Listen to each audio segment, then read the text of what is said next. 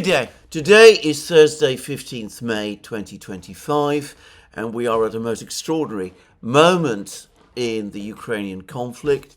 And I think I can sum it up very simply by saying that the professionals are going calmly about their business, whilst all around them, the amateurs seem to be going collectively mad.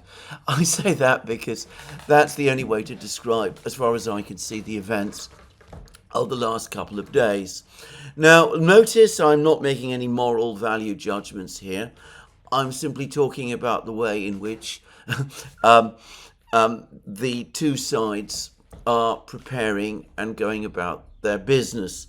One, methodically, systematically towards an objective, a clearly defined objective. The other, obviously making it up as they go along. Making all kinds of bizarre proposals, decisions, theatrical performances, demonstrative statements, all of which collectively, I'm not going to say that they mean absolutely nothing, but cause more confusion than anything else. Well, let's talk first of all about the professionals. Now, as everyone knows, what the whole sequence of events, of recent events, began basically last week. The Europeans were in touch with the Americans. The Europeans had been making a massive effort to get the Americans back on side with Ukraine. Various officials within the United States, almost certainly Secretary Rubio, definitely and unashamedly General Kellogg, but no doubt many others, and Lindsey Graham in Congress. They'd all been working towards the same end, to get Donald Trump to abandon basically his efforts to normalize relations with Russia by recommitting forcefully to support for Ukraine, by agreeing to the European proposal, the European suggestion that the Europeans and the United States and the Ukrainians collectively put together an ultimatum demanding that Russia agree to a 30-day unconditional ceasefire starting on Monday. In the event that that ceasefire did not happen on that day, all of these countries, Ukraine, the Europeans, the United States, would then impose further sanctions upon Russia. Now, to repeat again, the French today have been talking about the importance of strangling the Russian economy. This is the same French finance minister, I believe, who has been saying this for years now. Anyway, he's been talking about doing this. The European Union has negotiated and pushed through another 17th sanctions package, which, it must be said, doesn't seem to me to move the dial at all or amount to very much. But anyway, they've been talking about sanctions. Lindsey Graham has been talking about bone-crushing sanctions against the Russians. General Kellogg has said that the sanctions on a level from 1 to 10 have only reached 3, and it's time that they were dialed all the way up to 10. There's been threats of putting secondary sanctions on countries that buy Russian energy products and that kind of thing. All of this, ultimately, as I suspect even some of the leaders in Europe are now perhaps starting to understand, the level of delusion and even irrationality there seems to have no limit. Anyway, the Europeans all seem to, no doubt some of them still think that these sanctions can achieve the results they want. But to be honest, I increasingly get the impression that the real purpose of this was to get Donald Trump to sign off on these sanctions. In fact, there were articles in the Financial Times and The Guardian which quoted anonymous European officials, all but admitting as much, that the entire objective was to get Donald Trump to sign off on further sanctions, more sanctions against Russia.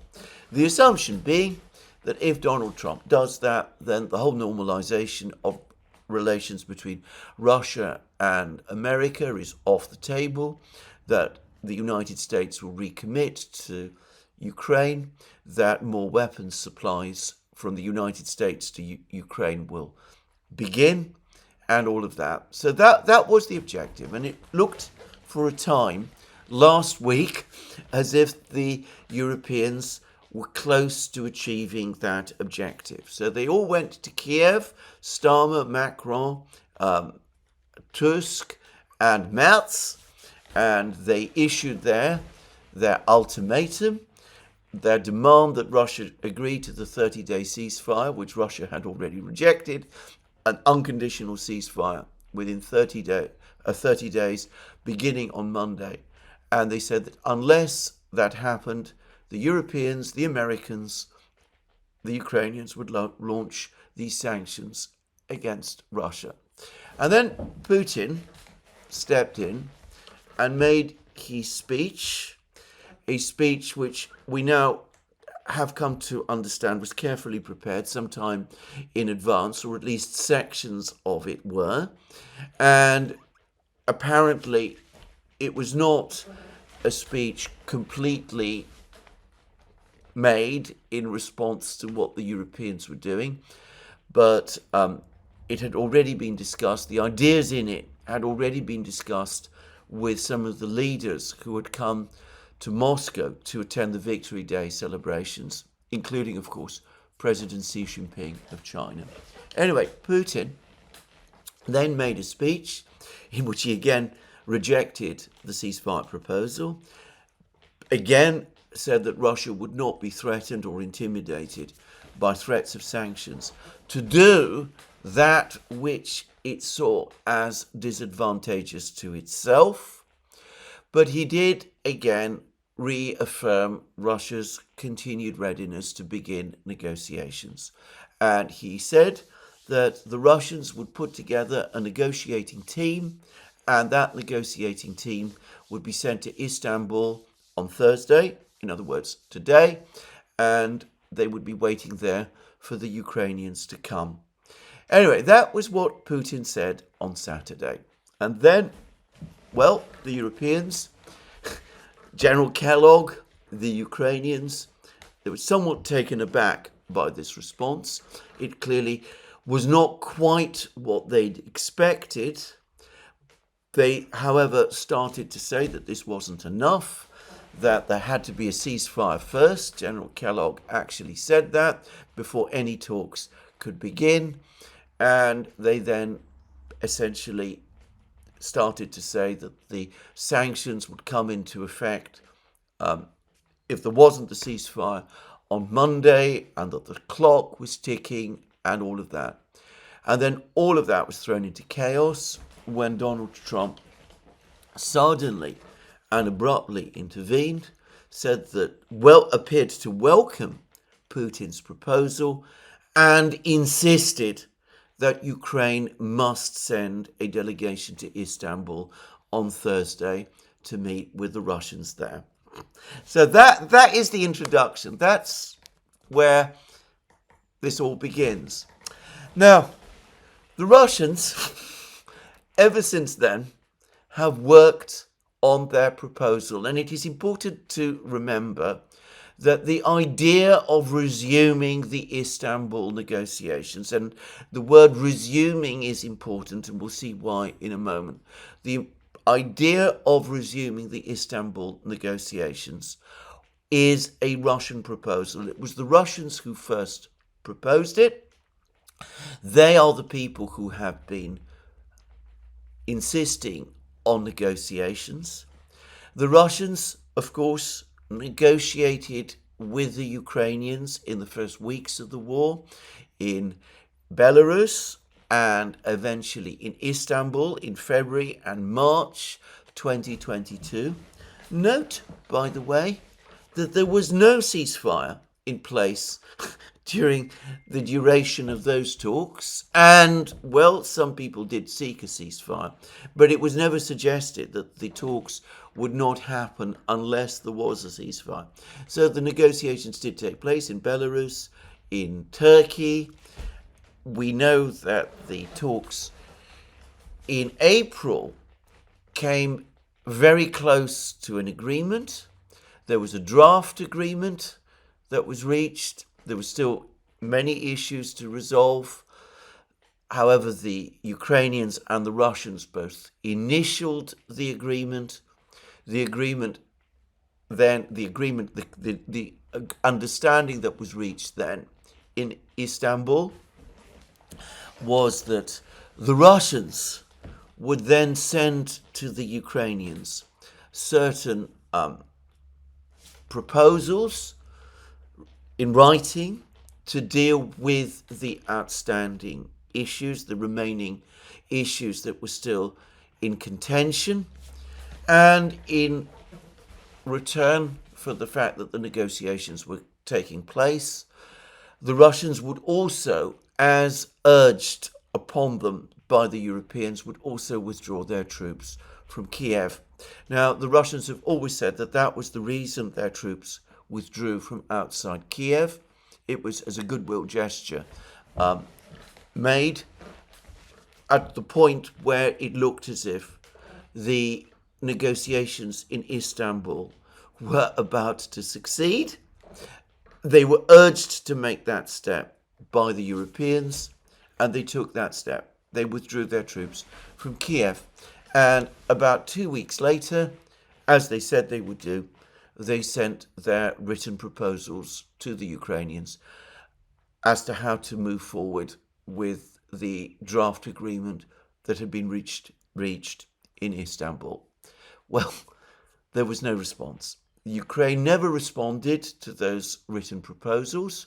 They didn't say that they were not interested in further negotiations. They just went silent and didn't respond at all. And of course, the fighting then resumed. Well, it didn't ever completely end, but the fighting then escalated and the war intensified, and it has remained at the same very great level of intensity ever since. So that was what happened in the spring of 2022. Now, the Russians have always said, ever since then, that they are prepared to resume the negotiations that were broken off in Istanbul. They made their proposal to the Ukrainians, their written proposal at that time. It was for the Ukrainians to respond to it, except, of course, that the Ukrainians didn't respond to it. Eventually, in October 2022, Zelensky issued his decree prohibiting Ukraine from engaging the Russians in any sort of negotiation at all. From that moment going forward, the Ukrainians have only been seeking victory over the Russians in the war. They've been encouraged in that stance by the Biden administration and by the Europeans, and no negotiations have ever taken place. The attempt to restart the Russian proposals to restart the Istanbul negotiations have been met with silence.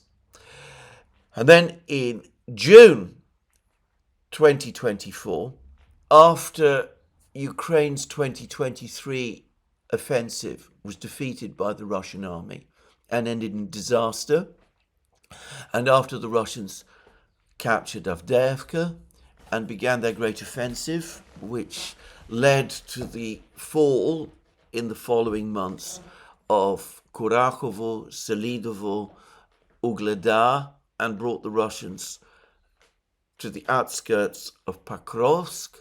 Anyway, in June 2024, Putin revisited the topic of the negotiations that took place in 2022 in Istanbul.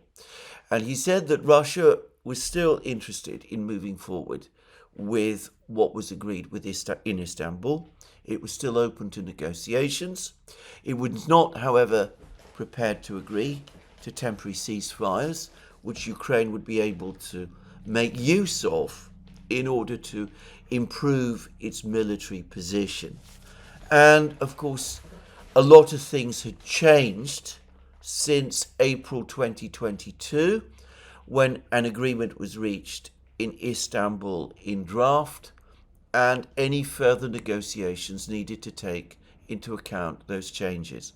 Those changes included the fact that in September 2022, after the Ukrainians pulled out of the Istanbul negotiations, the Russians held referendums in the four regions, Donetsk, Lugansk, Zaporozhye and Kherson. The referendums produced results which said that the people of these regions wanted their regions to unite with Russia. Russia accepted those four regions as part of Russian sovereign territory.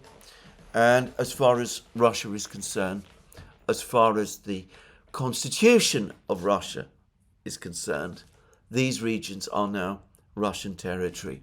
Again, I understand that many people don't accept that, but that is the Russian position, and that is what I am discussing now. So Putin said that in light of this change, and this is what he said in June 2024, the new proposals that the Russians would put in the event that the Istanbul talks resumed was that Ukraine would have to recognize that the four regions were part of Russia and pulled out any remaining troops it had from those four regions. And if that happened, well, then a ceasefire might take place. Anyway, that was Putin's position in June 2024. He was speaking about revisiting Istanbul, returning to the Istanbul format. He wanted the negotiations, any future negotiations, to build on what had been already agreed in Istanbul, including limitations on the size of the Ukrainian army, protections for Russian speakers in Ukraine, obviously Ukraine's neutral status, neutral and non-aligned status, the whole question of security guarantees for Ukraine and, by the way, for Russia as well. All of that was in Istanbul. Not all those sections, by the way, of the Istanbul Agreement have been published. The New York Times has published some selective sections of the Istanbul agreements, but we've never seen their entirety. But I understand that significant movement was made on all of these issues. So Putin said that what needed to happen was that there needed to be further negotiations to build on all of that, and taking into account the new territorial realities, that as far as Russia is concerned, the four regions are now Russian. And it is because Putin couched his proposals of June 2024 in those terms that we on the Duran, that is to say Alex Christoforou and myself, have always referred to the Russian position since then as Istanbul Plus. It is the proposal that was agreed in draft at Istanbul, plus the additional territorial changes and a number of other matters that have arisen as a result of the changes in the situation which have taken place since then. Now, if you understand all of that, then you will understand better the nature of the Russian proposal that Putin made on Saturday, and you will also understand the makeup of the Russian negotiating team. Now, yesterday, in my video, I made some comments about what I thought the Russian negotiating team would look like. I said that I did not think that Putin himself would go. In fact, I thought that it was inconceivable that he would go. That if he did indeed go, it would not be a sign of a serious negotiation. It would be a sign that this had become basically a theatrical performance, a summit meeting between Putin and Zelensky, for which no ground, nothing had been pre-prepared. It's impossible to see what would have resulted out from such a meeting.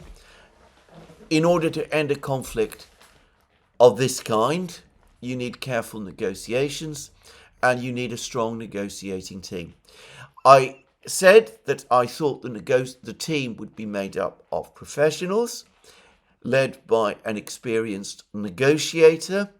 I didn't think that Foreign Minister Lavrov would lead it because, well, by that point, we were already being told that it would not be him. But Lavrov is the Foreign Minister of Russia.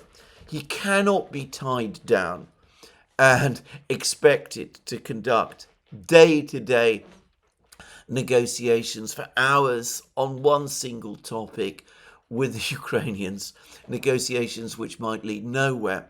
I made comparisons with the Paris negotiations between the United States and the North Vietnamese, and I pointed out that the head of the negotiating team, the North Vietnamese negotiating team, was not a member of North Vietnam's Politburo. It was not a senior politician in North Vietnam. It was, in fact, a retired foreign minister. And I said that I expected that the chief negotiator, the Russian chief negotiator, would be someone of that kind of status. And I said that I expected that the rest of the negotiating team would be made up of experienced experts and professionals, that we a much stronger negotiating team than the one the Russians put together for the 2022 talks in Belarus and Istanbul, that there were likely to be many more military people involved in this on this occasion, and that it would be a serious negotiating team.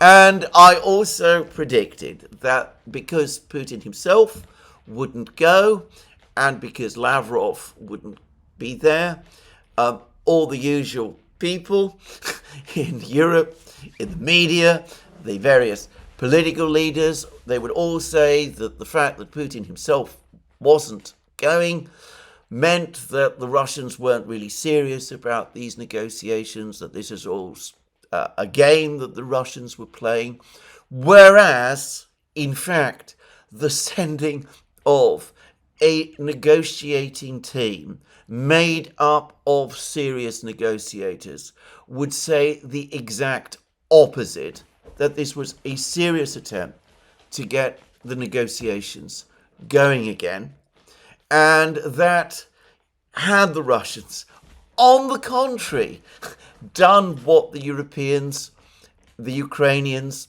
and various others were demanding, and attended in the person of Putin and Lavrov and Ushakov and all of the others, then, on the contrary, it would show, and this is not a serious attempt at negotiation, this was just performance and theatre, and I didn't believe that the Russians would do that. Well, that's all there in my video of yesterday, and that is exactly how things have played out. The Russians have appointed exactly the kind of strong delegation that I expected that they would, and it is a much stronger delegation than the one that they sent when they tried to negotiate with the Ukrainians before in February and March and April 2022. The reason it is much stronger this time is because in reality the negotiations in 2022 were run by Putin himself. He conducted these negotiations from a distance, but he was basically running everything through his negotiators. So he did not want a strong team at that time. This time, clearly, he is taking a step back. He expects the negotiators this time to do the hard work. And I think the reason for the change, by the way, is because he expects and or hopes that this time, unlike what happened in 2022, the Americans will be supportive and involved. So he wants serious negotiators to deal with the Americans.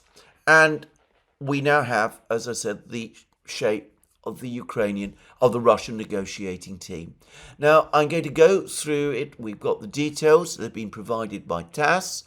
Now, the leader of the negotiations, the chief negotiator, or at least the head of the delegation, is again Vladimir Medinsky, former culture minister, a man with no diplomatic experience. He was the man who headed the negotiating team before, the one that met with the Ukrainians in February, March, April 2022.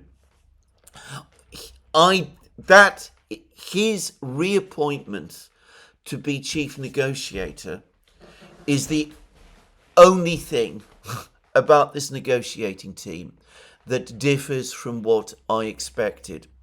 And I think that the reason that Putin took the decision to reappoint Medinsky, and in fact it makes complete sense thinking about it, why Putin would appoint Medinsky, is because, of course, it was Medinsky who reached that draft agreement, or was the chief negotiator, when the draft agreement in Istanbul in April 2022 was agreed and outlined and initialed by the parties.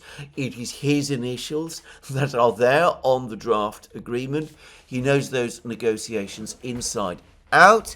But most importantly of all, his reappointment as head of the delegation re-emphasizes and underlines the Russian point that Istanbul 1 is the starting point of the negotiations. What is taking place from a Russian perspective is a resumption of the negotiations which took place in Istanbul and which were then broken off. The Russians do not want it to appear that these are entirely new negotiations, because, to repeat again, their position is Istanbul Plus.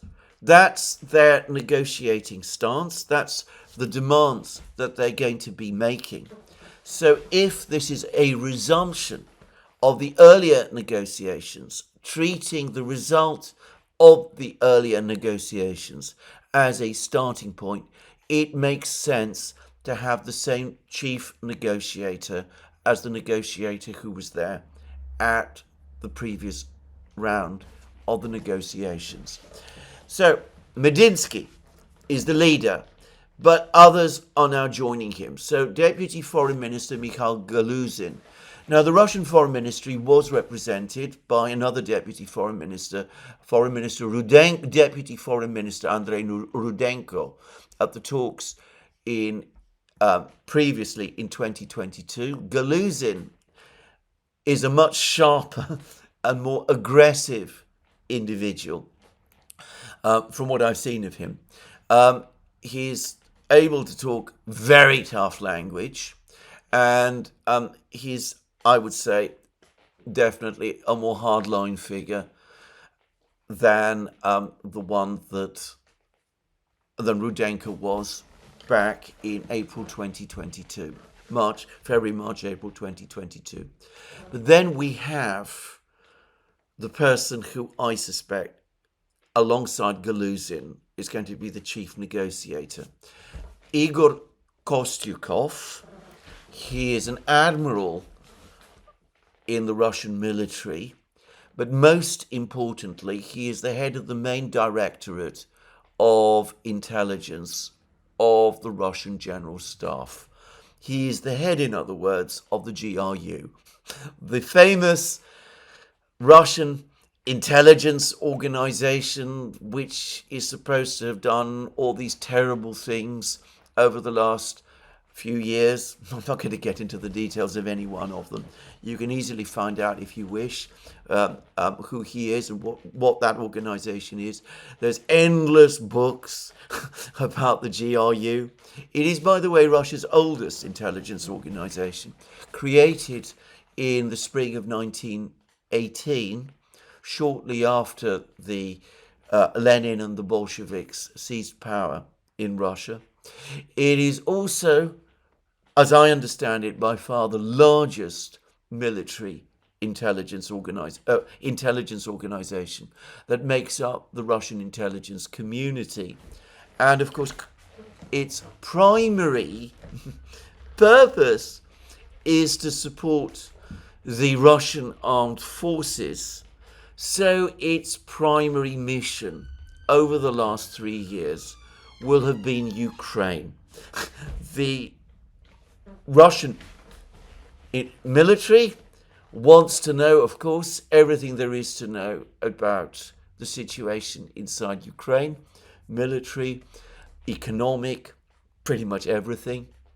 And all of that will have been investigated, researched by the Russian military's intelligence organization, which is the GRU, and it will all have passed through Kostyukov, and Kostyukov will have been reporting to the Chief of the General Staff of the Russian military, Valery Gerasimov, who, of course, then provides the instructions to the commanders, the actual group of forces commanders. And as we will see shortly, Gerasimov has had an important role, undoubtedly, in preparing this negotiating team. So I'm going to say that Kostyukov and Galuzin, the hardliner from the foreign ministry, the senior military intelligence officer, are going to be the chief negotiators. Already it looks like a much more formidable team than the one that the Ukrainians faced back in 2022. The fourth key member of the delegation is Deputy Defense Minister Alexander Fomin. He was a member, by the way, of the 2022 negotiating team. I believe he is a military officer, but he is mostly a diplomat. He does most of the diplomatic work for the Russian military. And, well, he's an obvious person to have on the team. But, as I said, the two main negotiators are going to be Galuzin and Kostyukov. And Kostyukov is perhaps the key person to keep an eye on. Anyway, there is, and this is another major difference from the Russian negotiating team of 2022, a whole list of experts who will also make up the team. And these are people who could be described as professional technocrats within their various departments. They're there to work with the chief negotiators to give them advice.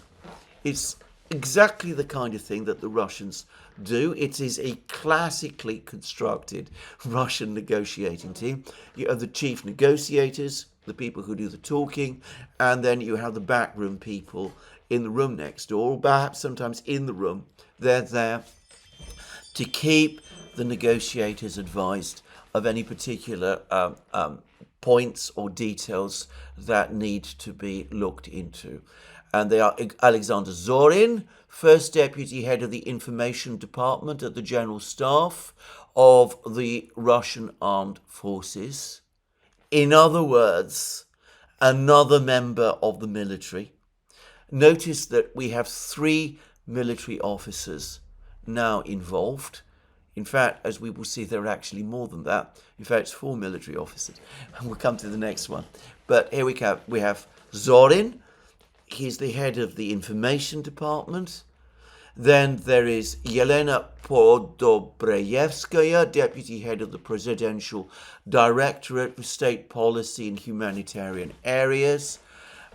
She will be negotiating with the return of civilians who have been taken prisoner by the Ukrainians in Kursk region, or at least that is what the Russians claim. She will be dealing with all of the various humanitarian aspects of the conflict. She'll be there to give immediate information to the negotiators about these issues.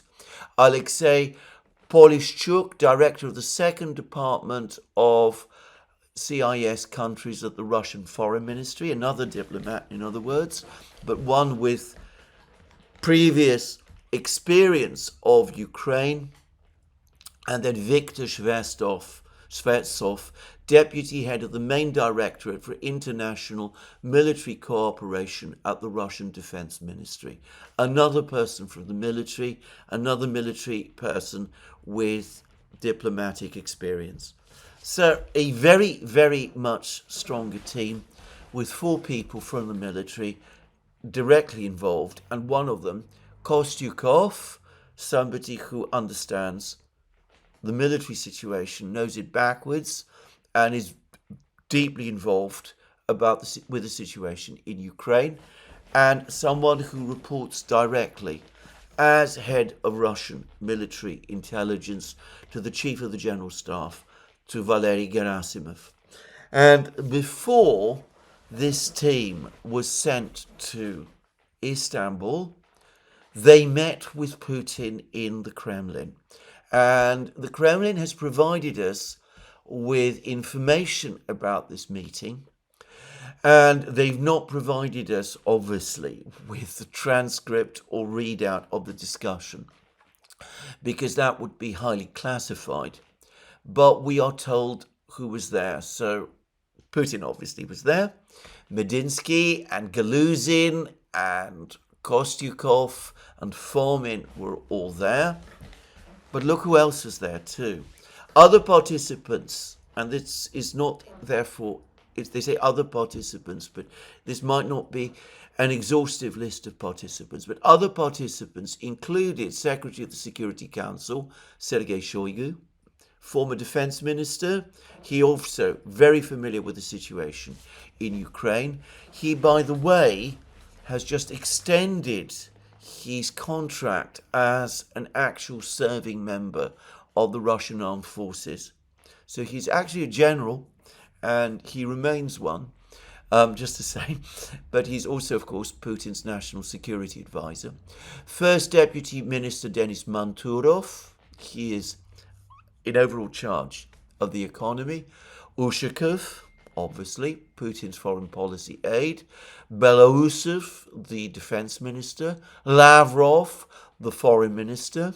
Bortnikov, the head of Russian counterintelligence, the FSB. Narishkin, the head of Russian civil intelligence, the civilian intelligence agency, the SVR, Russia's equivalent to the CIA. The head of the Rosgvardia organization, General Zalotov. This is a organization that has both a military and an internal security role. It controls armed troops, some of whom are participating in the special military operation. And then critically, who else was there? The Chief of the General Staff of the Russian Armed Forces, Valery Gerasimov, and all the commanders of the groups of armed forces in the zone of the special military operation. So, Gerasimov, the entire military leadership of Russia involved in the conflict, all of the various generals, Lapin, Mordvichev, all of them. They're all there, all of them in this meeting, discussing the negotiating strategy that will be followed by Russia at the talks in Istanbul. This is a much, much more powerful negotiating team that the Russians are sending. It has been fully briefed. There have been extensive discussions about the negotiating strategy. The negotiating team has a much higher military profile than the previous negotiating team from 2022 had, and Gerasimov and the rest of the military are directly and fully engaged and involved. So, exactly as I said, the kind of approach I would have expected from the Russians. It is textbook. If you ask someone like, say, Ray McGovern, the former CIA analyst who rose high in the CIA, used to prepare the president's daily brief, who is an expert on Russian affairs, he will tell you exactly this. This is nothing, absolutely nothing surprising about this kind of delegation that the Russians are sending, or the way in which it has been pre-prepared and organized by the Russians prior to the negotiations. If you ask Ambassador Freeman, Jas Freeman, he will tell you exactly the same. It is predictable. The Russians are doing it exactly by the book.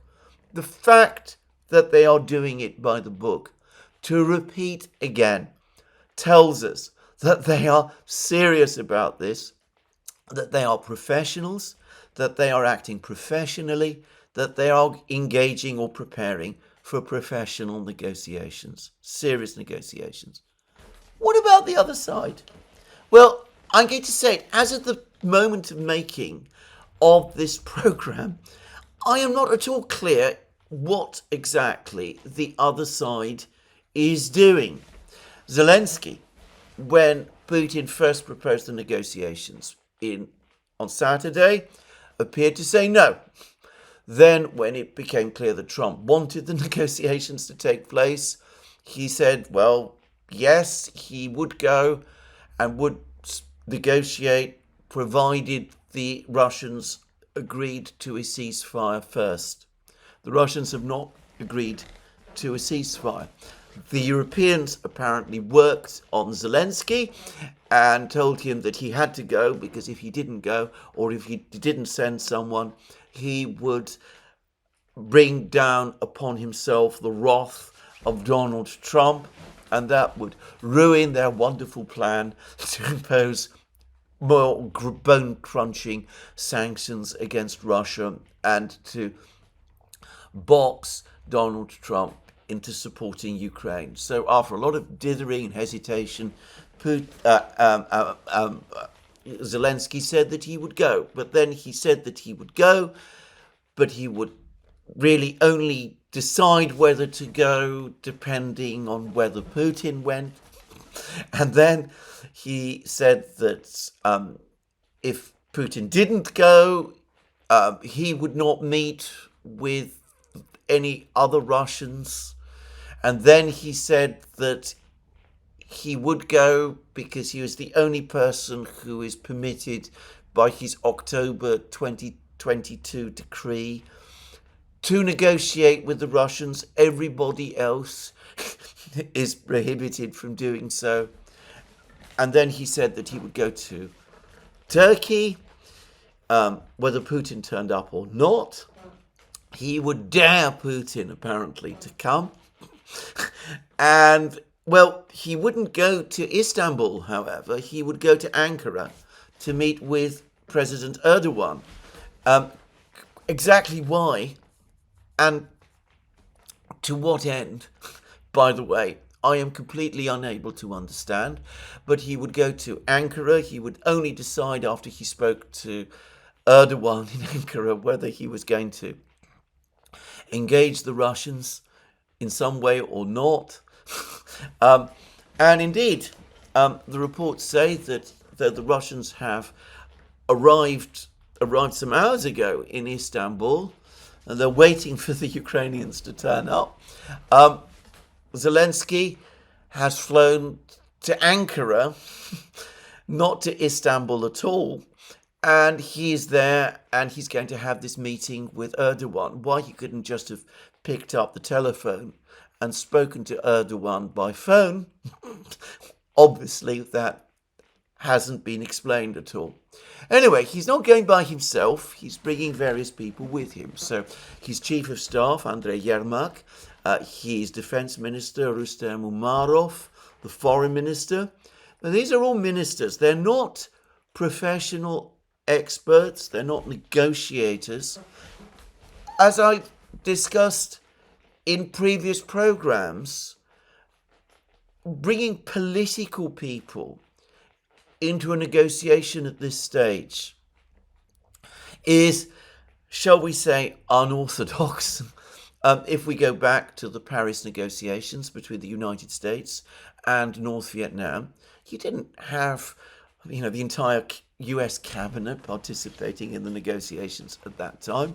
The United States appointed a strong negotiating team which met with the North Vietnamese. It also appointed a strong negotiating team. They sat across the table. There was a lot of discussion and debate about how to organize that table, by the way, which I'm not going to waste time on discussing in this program. But anyway, they met across the table, and the political people, the ministers, the senior officials, the political leadership, they would become involved. As the negotiations progressed, they would speak to each other to help the negotiators sort out any difficulties. Henry Kissinger,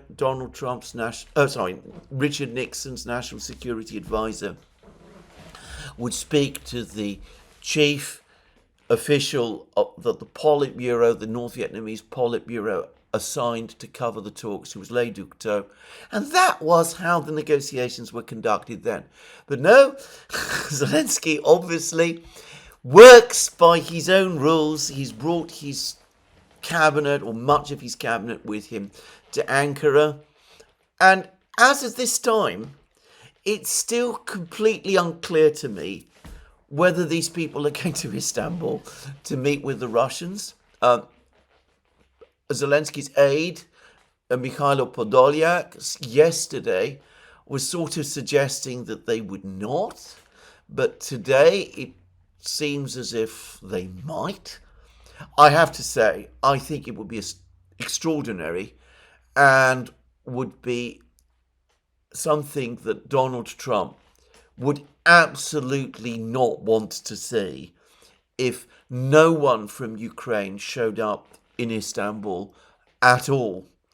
Anyway, presumably someone from the Ukrainian team will come to Istanbul, but it's not clear at the moment, at least to me, whether they're going to actually meet and discuss and meet with the Russians. That's the first thing.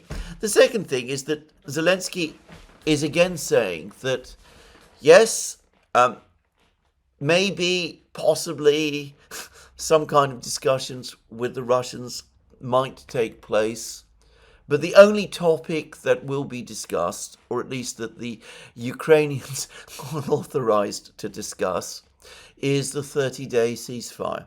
And that is the only issue, and it must be unconditional. It must be, again, a take it or leave it proposal. The Russians have put together this massive negotiating team, and apparently the only thing that this team is going to be offered is a single demand, which has been made already by multiple people, multiple times, which the Russians have already rejected multiple times, for an unconditional 30-day ceasefire. Well, given that this has already been communicated to the Russians many times, why does it need Zelensky and his people to come to Turkey to convey it again? Again, it all seems to me very strange, incredibly confusing. But it's not just the Ukrainians that are confusing and all over the place. In my program yesterday, I said that Witkoff, Rubio, and Kellogg were all being sent by Trump to Turkey. What I had not realized is that there is a NATO foreign ministers meeting actually taking place in Turkey as well, at the resort of Antalya, which Rubio would anyway have been expected to attend. So that is why Rubio actually is in Turkey. So it was not because of the negotiations in Istanbul, though that does put Rubio very close, at least in the same country, as the place where the negotiations in Istanbul are supposed to be taking place. But Witkoff and Kellogg have also been sent there. And I've already pointed out, and I pointed out in my program yesterday, that Witkoff and Kellogg appear to have completely different views about how the United States should approach this conflict. Are they going to Istanbul, though? Apparently they're all currently in Antalya. Witkoff apparently does want to go to Istanbul. I expect that Trump will want him to go to Istanbul. Trump has also at times floated the possibility that he might go to Istanbul. He said, as Donald Trump does, and we should take this always with a measure of generosity, that the reason that Putin isn't coming to Istanbul is probably because Trump himself is not going. The reality, of course, is the exact other way round. But anyway, let's put all that to the side. Trump, nonetheless, does still seem to want to see progress in the talks that are going to happen in Istanbul. So it is likely that Kellogg will go. That Witkoff will go. Will Kellogg go?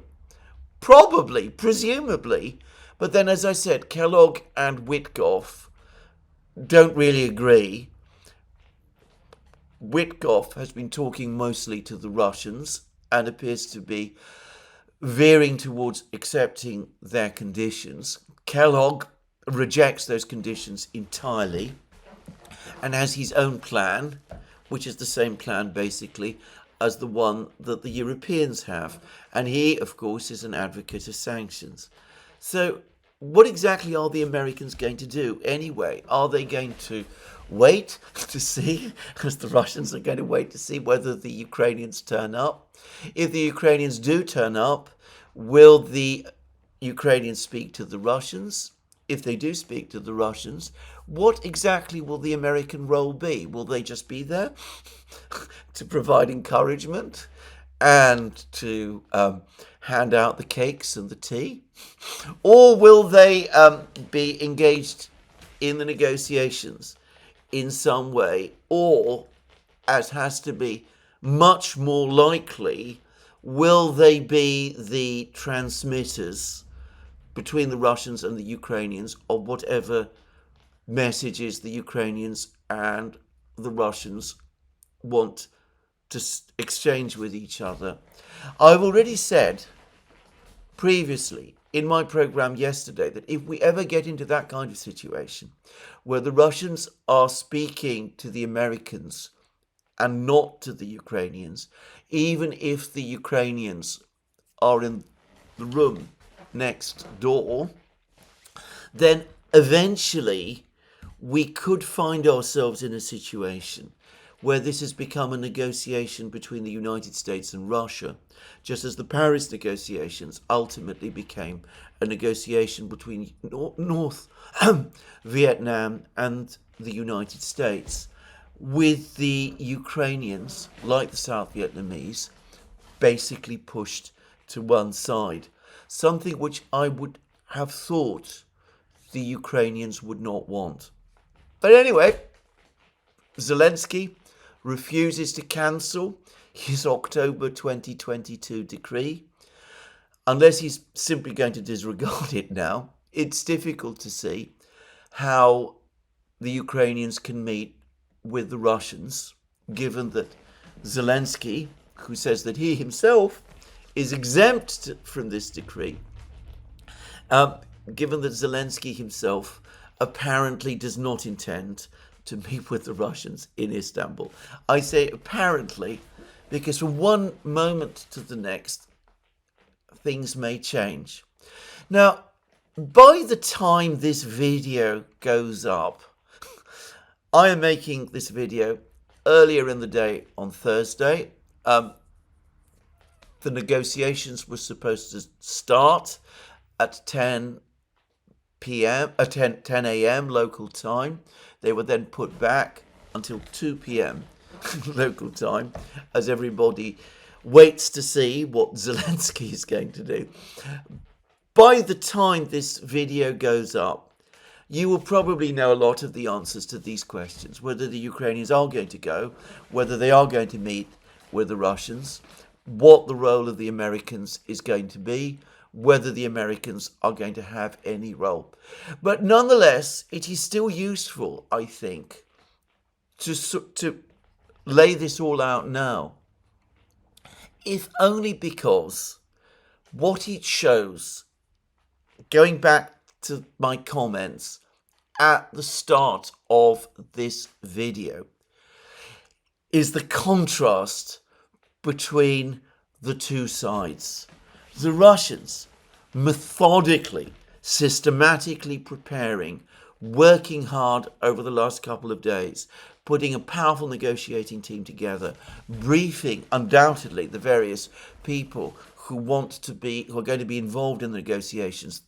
The meeting in the Kremlin with Putin, which I've just talked about, is going to have been only one of many briefing sessions that these negotiators will have gone through, and since Saturday. So, as I said, this will have been a carefully prepared build-up to the arrival of these negotiators in Istanbul. That is how the Russians work. Just to repeat again, people who've worked in the law, who are litigators, will be very familiar with this sort of thing. The way big law firms carefully prepare for meetings with the other side. It's not that different. Anyway, the careful, systematic, thorough preparation by the Russians and this bizarre cacophony of Zelensky's coming, he's not coming, Putin is a coward for not coming, we're only going to discuss ceasefires. We're not going to discuss anything else.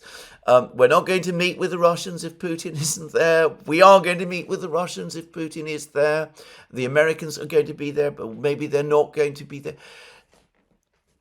In any negotiation where one side is thoroughly and carefully prepared in the way that the Russians are, and the other side is all over the place, and the people who make up the Ukrainian delegation are politicians, Umerov, Yermak, the others, ultimately, even though they're the decision makers, amateurs. Well, in such a contest, the odds, obviously, are going to be stacked very heavily in favour of the professionals against the amateurs. I have to say that, again, in my work experience, I have seen situations like this arise before,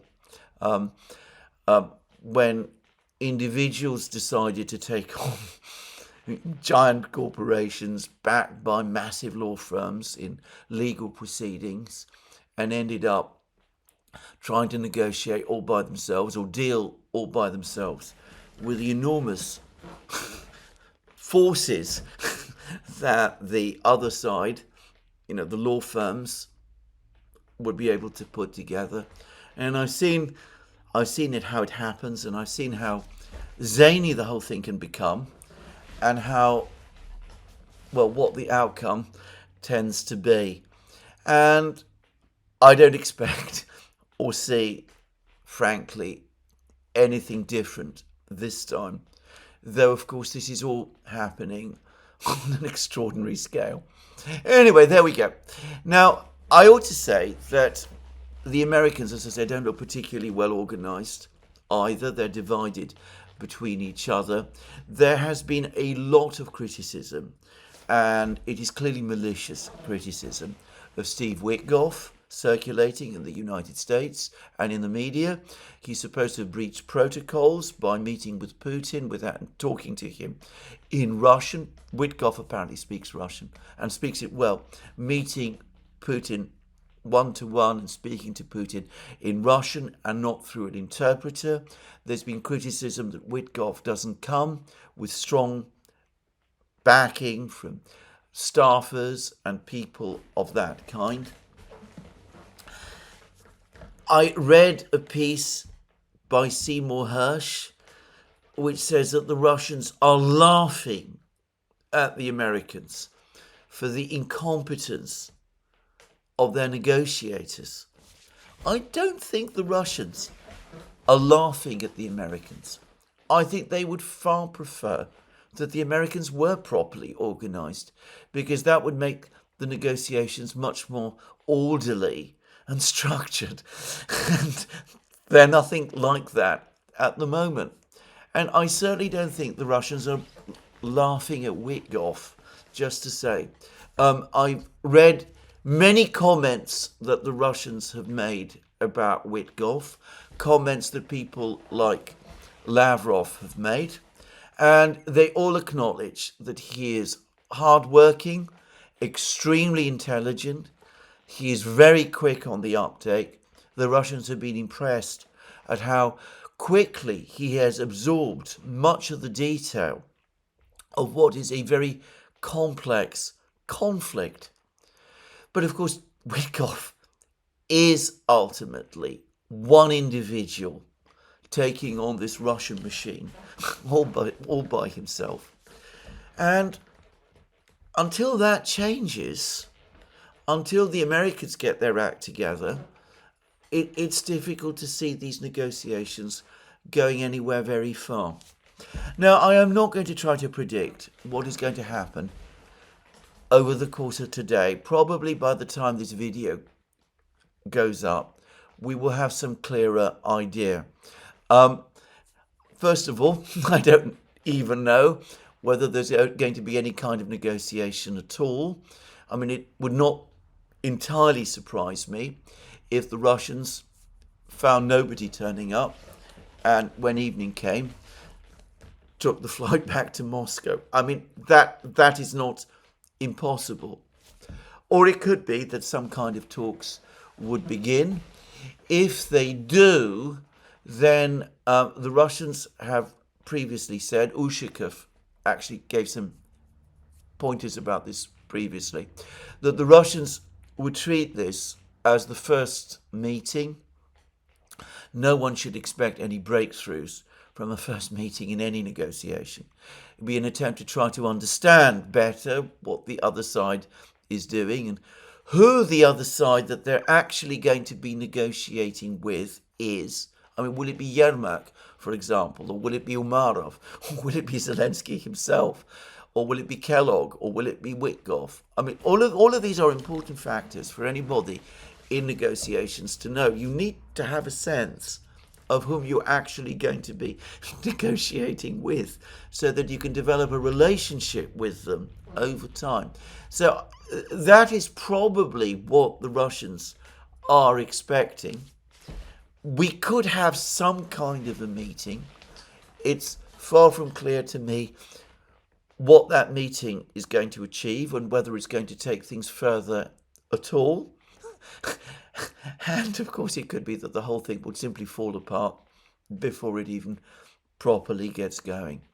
Anyway, we shall see. You will know by the time you're watching this program a lot more about the outcome of this first day of discussion than I do. The other big question, if the negotiation does fail to result in any great breakthrough, and assuming that there is no announcement, for example, of a follow-up meeting, which would be a step forward, by the way, if there was a follow-up meeting, presumably in Istanbul. And incidentally, just to quickly add an important point, the Russians apparently made sure with Erdogan that the meeting would take place, just to again emphasize that this is a resumption of the negotiations that took place in 2022. The negotiations are going to take place in the same building, the same palace in Istanbul where the previous negotiations took place, and apparently are expected to happen in the same room. This is clearly something the Russians wanted in order to emphasize the continuity. Anyway, it could be that we will get an agreement to at least meet again, but who knows? And then, of course, if there is no great breakthrough, if there's no ceasefire announced today or tomorrow, what is Donald Trump going to do? Is he going to go along with the Europeans and back their call for further sanctions? Now, as I said already, the Europeans are dismayed that Trump has not announced those sanctions first, despite the expiry of the so-called ultimatum that was presented to Putin on Saturday. They will be hoping that he does come round to the sanctions again. There's a great deal of hand-wringing in Europe that it makes no sense for the Europeans to go on threatening the Russians with sanctions, which are not going to have any effect, because they cannot do, unless the United States supports them. So, well, will the Europeans be able to swing Donald Trump back to their side? Well, it's important to stress that Trump himself never seems to be completely sure of his own mind on this, and he is under considerable pressure, domestic pressure. General Kellogg, of course, never ceases to advocate for further sanctions. Another person who never ceases to advocate for further sanctions, who claims to have the backing of 72 members of the Senate, a two-thirds majority in the Senate, for further sanctions, is Senator Lindsey Graham, who is, I think it's fair to say, a extreme hardliner with respect to any conflict at all. I said that Rubio, Kellogg, and Witkoff are all in Turkey attending this foreign ministers' meeting in Antalya. Somewhat concernedly, it turns out that Lindsey Graham is there also. And I can't help but think that that is a bad sign. Clearly, he is turned up in Antalya because he wants to back the Ukrainians, whatever happens, because he clearly wants to get these sanctions imposed on the Russians. So the Europeans are acting as spoilers. There's been, by the way, reports about this, especially in the Ukrainian media. There's even reports that the Europeans are telling the Ukrainians, wreck the negotiations so that we can get to the point where Trump imposes the sanctions. And it looks as if, well, I mean, I can't help but think that Lindsey Graham, in his own way, different from the Ukrainians, is probably hoping to see the same thing happen. So anyway, it's not clear at the moment what exactly it is that Trump himself does intend to do. Now, Trump has been in the Gulf, in Saudi Arabia, in the Emirates. He's having all kinds of meetings with people there. And he delivered a very long, actually rather interesting, 50-minute speech whilst he was in Saudi Arabia. He said a great deal, and it perhaps repays revisiting. But he did say something over the course of this speech which might be relevant to the situation that we're seeing play out now. I say might be because I don't know. Over the course of this speech, Trump made, I think, the strongest criticism of the neocons, and he actually called them neocons, that I have ever seen him make. And of course, criticism of a kind that no recent American president has made. He talked about the extraordinary economic boom that he has seen in Saudi Arabia. Some of us might have skepticism about this boom, but never mind, that's what Donald Trump said about it. And then he said this, and it's crucial for the wider world to note this great transformation has not come from Western interventionists or flying people in beautiful planes giving you, which is to say the Saudis, lectures on how to live and how to govern your own affairs. No, the gleaming marvels of Riyadh and Abu Dhabi were not created by the so-called nation builders, neocons or liberal non-profits like those who spent trillions and trillions of dollars failing to develop Kabul, Baghdad, so many other cities. Instead, the birth of a modern Middle East has been brought by the people of the region themselves, the people who are right here, the people who have lived here all their lives, developing your own sovereign countries, pursuing your own unique visions, and charting your own destinies in your own way. It's really incredible what you've done. In the end, the so-called nation builders wrecked far more nations than they built, and the interventionists were intervening in complex societies that they did not even understand themselves. They told you how to do it, but they had no idea how to do it themselves.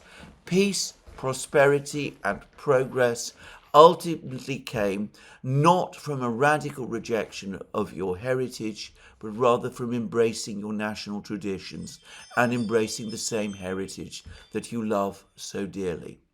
Now, this is obviously addressed to the Saudis and to the people of the Middle East, and one can see that. But this is a very, very strong set of statements altogether. Perhaps too strong in some ways for the context of this particular speech. Note the scathing criticism of the so-called nation builders, neocons, or liberal non-profits like those who spent trillions and trillions of dollars failing to develop Kabul, Baghdad, and so many other cities. Now, one of those neocons, as Donald Trump obviously knows, was none other than Senator Lindsey Graham, the same person who wants to escalate the crisis over Ukraine, who wants bone-crunching sanctions against Russia, who wants to go on supporting Ukraine, who wants to continue to see unlimited funding for Ukraine. I'm not saying that this is a veiled threat to people like, or criticism of people like Lindsey Graham. It is too much about the Middle East to be about that. But is it not possible to see here signs of Donald Trump's own deep frustration with the fact that the neocons are still there, that they won't go away, that they're still badgering him and pressuring the United States to engage further in more conflicts, specifically the conflict in Ukraine, that they want to get him to impose more sanctions, to supply Ukraine with more weapons, to send to Ukraine more money. Is it not possible to see behind these words some signs of this frustrated and increasingly angry man who at one and the same time may feel, and Donald Trump isn't sitting across the desk to me. I don't know what exactly he feels, but who may feel that Ukraine is another massive distraction and waste of resources and waste of America's time. But he can't completely break away because of the power of these people around him. The ability of Lindsey Graham to marshal the Senate. Bear in mind what I've already said previously in previous programs. Getting 72 senators to back a bone-crunching sanctions proposal against Russia is as much a threat to Donald Trump, because 72 is enough to impeach Donald Trump, as it is a warning to Russia. Just saying. Could it be, as I said, that what we've seen in these words from Donald Trump is that burst of frustration that he might understandably feel? Well, maybe I'm wrong. Maybe Donald Trump is generally in full control of the situation. He's angry with Putin for not going to Istanbul. He hasn't shown any sign of it yet, but maybe he is furious with Putin for not going. Maybe his intention all along has been to find some means to back Ukraine. Maybe this is all a trick to stop the Russians advancing. Maybe it's intended to appease his own electoral base. Or maybe he senses another massive trap from the United States. Trump is always one of these people who acts more from instinct than from careful analysis, but his instinct is often sound. Anyway, maybe he senses another trap for the United States, another trap for him personally. He's angry about it, but he doesn't completely know how to get out. Well, I'm going to quickly finish with one very last comment, which is about the rather extraordinary intervention of President Lula of Brazil. President Lula attended the Victory Day celebrations in Moscow. He then flew on to Beijing to have further discussions with President Xi Jinping. Lula and Xi, China and Brazil published a statement supporting the Russians in Putin's proposal for direct negotiations with Ukraine. The Chinese are very keen to see these negotiations underway. Then, of course, Zelensky comes along and demands that the negotiations be replaced, in effect, by a personal summit meeting between himself and Putin. So Lula, a man of, I have to say, some degree of self-importance, I'm being kind here, feels that he has to involve himself in all of this. He has to be part of the limelight. He presumably expected that Putin would set everything aside and go to Istanbul. So he wanted to come to Moscow, to be seen as the person who persuaded Putin to go to Istanbul. Lula has friends in Brazil and in France especially. They've been critical of the fact that he chose to go to Moscow to attend the Victory Day celebrations. He wants to assuage them and to appease them. And so off he went to Moscow to try, as he said, to talk Putin to go to Istanbul.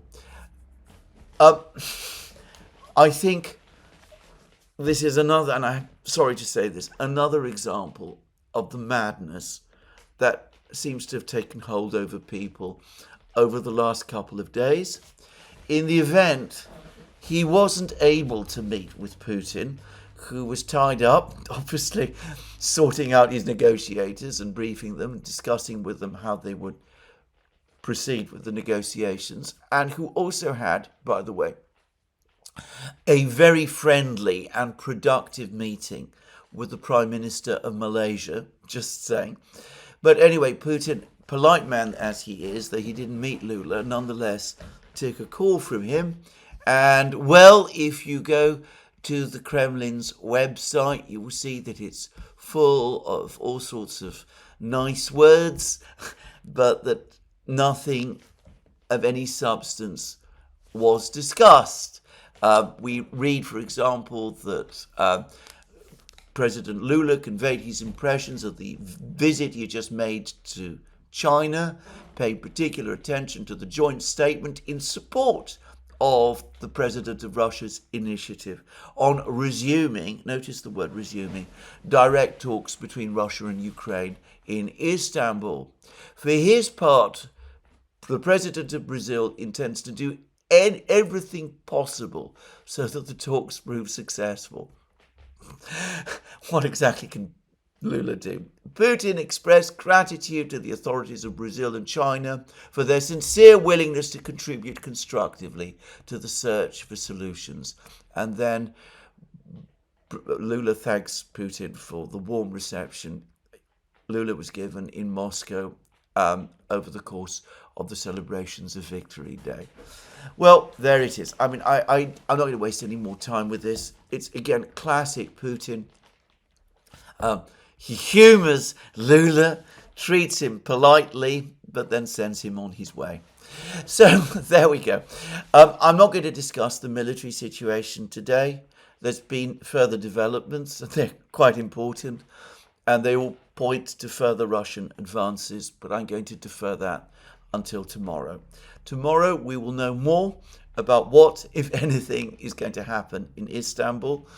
And until then, all that remains is for me to wish you a very good day, to remind you again that you can find all our programs on our various platforms, Locals, Rumble and X, that you can support our work via Patreon and Subscribestar, and by